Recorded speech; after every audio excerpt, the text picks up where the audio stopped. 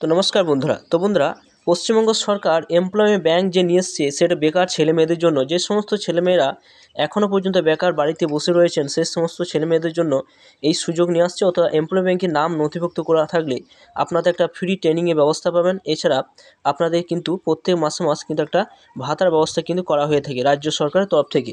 তো যারা এখনও পর্যন্ত নাম নথিভুক্ত করেনি তারা অবশ্যই কিন্তু এখানে নাম নথিভুক্ত করে রাখলে আপনারা বিশেষ একটা সুযোগ সুবিধা কিন্তু পেয়ে যাবেন। যদি এখানে নাম নথিভুক্ত করা থাকে তাহলে আপনার প্রত্যেক মাসে কিন্তু বিভিন্ন ট্রেনিংয়ের সুযোগ কিন্তু পেয়ে যাবেন। তার জন্য এখানে দেখুন একটা অপশান কিন্তু রয়েছে, এখান থেকে প্রত্যেক মাসে মাস কিন্তু ট্রেনিংয়ের আপডেটগুলো দেওয়া হয়ে থাকে। তো এখানে যখন আপনি ক্লিক করবেন সরাসরি কিন্তু আপনারা বিভিন্ন কোম্পানির এবং সরকারি বিভিন্ন কাজের আপডেটগুলো কিন্তু পেয়ে যাবেন এবং এখানে আপনারা একটা ট্রেনিংয়ের সুযোগ পাবেন। এছাড়া বন্ধুরা, এখানে রাজ্য সরকার তরফ থেকে বেকার ছেলে মেয়েদের কিন্তু 15 টাকা করে প্রত্যেক মাসে মাস কিন্তু একটা ভাতা ব্যবস্থা করা হয়ে থাকে। তো এখানে যদি নাম নথিভুক্ত না করে থাকেন তাহলে আপনারা নাম নথিভুক্ত করবেন কীভাবে? তার জন্য সরাসরি দেখুন নিউ এনরোলমেন্ট অপশান রয়েছে, এই জায়গায় আপনারা আসতে পারেন। তার আগে সরাসরি কী করবেন, সরাসরি আপনার মোবাইলে ক্রোম ব্রাউজার ওপেন করবেন, সেখানে লিখবেন এমপ্লয়মেন্ট ব্যাংক লিখে দেবেন। লিখে দেওয়ার সরাসরি আপনার এই সাইডে কিন্তু চলে আসবেন। এই সাইডে আসার পর দেখুন নিউ এনরোলমেন্ট যে অপশানটা রয়েছে এই জায়গায় আপনারা টিক চিহ্ন দেবেন, এই জায়গায় আপনারা টাচ করবেন। এই জায়গায় যখন টাচ করবেন সরাসরি কিন্তু আপনাদের সামনে এরকম একটা ফরম্যাট ওপেন হয়ে যাবে। সরাসরি আপনারা কী করবেন, স্লাইড করে উপর দিয়ে তুলবেন। উপর দিয়ে তোলার পর এখানে একটা অপশান কিন্তু রয়েছে আই হ্যাভ যে রিড, এখানে টিক চিহ্ন দিয়ে এই কন্টিনিউ অপশানে অ্যাকসেপ্ট কন্টিনিউ অপশানের কাছে টিক চিহ্ন দিয়ে এগিয়ে যাবেন। এখানে যখন এগিয়ে যাবেন সরাসরি টিক চিহ্ন দিয়ে যখন এগিয়ে যাবেন সরাসরি কিন্তু আর একটা ফরম্যাট কিন্তু এরকম ওপেন হয়ে যাবে। তার আগে আপনার জেনে নিতে হবে যে এখানে কী কী আপনাদের লাগবে। তো দেখুন এখানে কী কী লাগছে। তার আগে দেখুন এখানে আপনার নাম, ডেট অফ বার্থ অর্থাৎ জন্ম ডেট জন্য আপনার মাধ্যমিক অ্যাডমিট কার্ড লাগবে, মাধ্যমিকের certificate, transfer certificate, birth certificate যে কোনো একটা। প্রুফ অফ রেসিডেন্সের মধ্যে লাগছে ration card, voter ID card, passport, Aadhaar card. কাস্টের মধ্যে লাগছে কাস্ট সার্টিফিকেট, ফিজিক্যাল যদি হন আপনি তার পিএইচ সার্টিফিকেট। এছাড়া hospital with minimum 40% disability. Education কোয়ালিফিকেশনের মধ্যে লাগছে marksheet or certificate of all exam pass বা ট্রান্সফার সার্টিফিকেট যে কোনো একটা। তো এখানে আপনি ফর্মটা ফিল আপ করবেন কীভাবে? ফর্মটা ফিল আপ করতে গেলে এখানে দেখুন সরাসরি এখানে ফার্স্টে আপনার কিন্তু নাম লাগছে, যার নামে অ্যাপ্লিকেশন করবেন তার নাম অবশ্যই দিতে হবে। যেগুলো স্টার চিহ্ন দেওয়া রয়েছে সেগুলো অবশ্যই আপনাদের ফিল আপ করতেই হবে। এছাড়া এখানে আপনার পুরো ঠিকানা কিন্তু লিখে দেবেন। এছাড়া দেখুন এখানে আরও অপশান রয়েছে, অর্থাৎ আপনার বাবার নাম। এছাড়া দেখুন এখানে আপনার স্বামী বা স্ত্রীর নাম ক্ষেত্রে কিন্তু এখানে আপনারা বসবে। এখানে আপনার লিঙ্গ দিয়ে দেবেন, এখানে কাস্ট দিয়ে দেবেন, কোন কাস্টে রয়েছেন।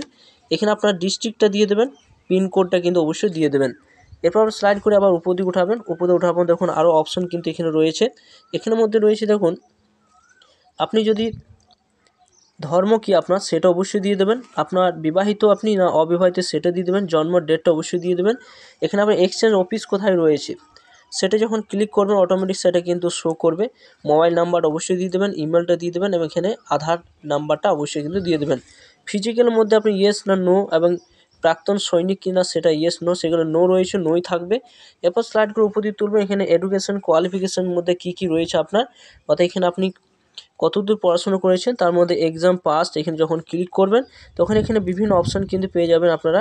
যে পাস আপনার রয়েছে অর্থাৎ আপনি যে কোয়ালিফিকেশান আপনার রয়েছে সেটা চয়েস করে নেবেন। আপনি কোন বোর্ড থেকে পাস করেছেন সেটা অবশ্যই দেখিয়ে নেবেন। এছাড়া এখানে দেখুন এই জায়গায় আর কোনো কিছু দেওয়ার দরকার নেই, আপনি কত সালে পাস করেছেন সেটি দিয়ে দেবেন। আপনি কত মার্কশিট পেয়েছেন অর্থাৎ কত পার্সেন্টেজ আপনার হয়েছে সেটা অবশ্যই কিন্তু দিয়ে দেবেন। আপনি এখানে অ্যাড করতে পারেন আপনার অন্য আরও কোনো কোয়ালিফিকেশান থাকলে। এরপর স্লাইড করে ভাষা, আপনি কী ভাষা জানেন, অর্থাৎ ফার্স্টে আপনি বাংলা ভাষাটা চয়েস করলেন। আপনি ভাষাটা কি আপনি ভাষা পড়তে জানেন না লিখতে জানেন না বলতে জানেন, সমস্ত কিছু আপনার যেটা জানেন সেটা টিক চিহ্ন দিয়ে দেবেন। এবং আপনি আর কী ভাষা জানেন, ইংলিশ হিন্দি সব অ্যাড নিউ অপশানে ক্লিক করলে পরপর সমস্তগুলো অ্যাড কিন্তু হয়ে যাবে। এরপর আপনার শারীরিক মাপ মধ্যে আপনার এখানে উচ্চতা কত রয়েছে, আপনার ওজন কত রয়েছে, আপনার বুকের ছাতি কত রয়েছে। ফটোটা অবশ্যই 500 কেবি হতে হবে আপনাদের। এবং ফটোটা যখন আপলোড করবেন ফটোর গায়ে কিন্তু আপনাদের সিগনেচার করে নিতে হবে, তারপর আপনার আপলোড কিন্তু করবেন। সিভিটার মধ্যে আপনার 200 কেবি হতে হবে, 200 কেবি সিভি নিয়ে আপনার এখানে আপলোড করতে হবে, সেটা DOCX ফাইলে কিন্তু আপনার হতে হবে।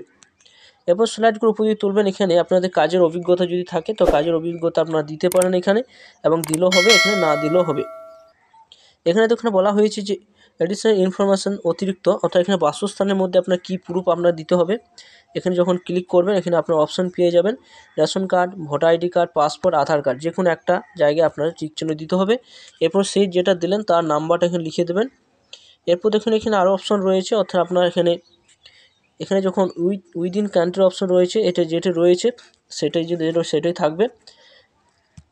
এরপর বন্ধুরা এখানে আপনারা বিপিএল যদি থাকে আপনার বিপিএল ইয়েস না নো, যদি থাকে ইয়েস অপশানে ক্লিক করবেন এবং তার নাম্বারটা কিন্তু আপনারা বসিয়ে দেবেন। সরাসরি স্লাইড করে পরে এখানে দেখুন সিকিউরিটি যে কোডটা রয়েছে সিকিউরিটি কোডটা এখানে বসিয়ে দেবেন এবং এখানে যে অপশান রয়েছে টিক চিহ্ন দিয়ে আপনারা সরাসরি কিন্তু এখানে সাবমিট অপশানে ক্লিক করে আপনারা কিন্তু এটা সাবমিট করে নেবেন।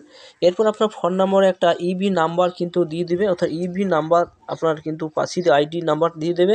এরপর আপনার একটা পাসওয়ার্ড কিন্তু আপনাদের ফোনের মধ্যে আপনারা পেয়ে যাবেন। তো যখন পেয়ে যাবেন সরাসরি আপনি কী করবেন, লগ ইন অপশানে গিয়ে আপনার ক্লিক করে আপনি লগ ইন করতে পারেন। এরপর এখানে যখন নাম নথিভুক্ত করবেন আপনার নাম কিন্তু এখানে নথিভুক্ত হয়ে যাবে। এরপর সরাসরি আপনারা কিন্তু এখানে বিভিন্ন কাজের আপডেট এবং ট্রেনিংয়ের ব্যবস্থা কিন্তু আপনারা পেয়ে যাবেন এবং রাজ্য সরকার তরফ থেকে আপনারা কিন্তু একটা স্টাইপেন্ডও পেতে পারেন। বিভিন্ন অ্যাপ্রেন্টিসশিপ ট্রেনিংয়ে যদি আপনারা এখানে অংশগ্রহণ করেন বিভিন্ন জায়গায় এমপ্লয় ব্যাংক থেকে যদি আপনার যে নাম নথিভুক্ত হয়ে থাকে তাহলে এই অ্যাপ্রেন্টিসে আপনার কিন্তু একটা 2500 টাকা 15 টাকা করে একটা কিন্তু স্টাইপেন্ড কিন্তু আপনারা পেয়ে যাবেন। তো বন্ধুরা আপনারা অবশ্যই কিন্তু নাম নথিভুক্ত করে রাখুন, যে সমস্ত ব্যক্তি এখন পর্যন্ত নাম নথিভুক্ত করেননি অবশ্যই আপনার নাম নথিভুক্ত করে রাখুন এবং ভিডিও যদি ভালো অবশ্যই লাইক করবেন, চ্যানেলটা অবশ্যই সাবস্ক্রাইব করে রাখুন। তো থ্যাংক ইউ বন্ধুরা, সকলে ভালো থাকবেন।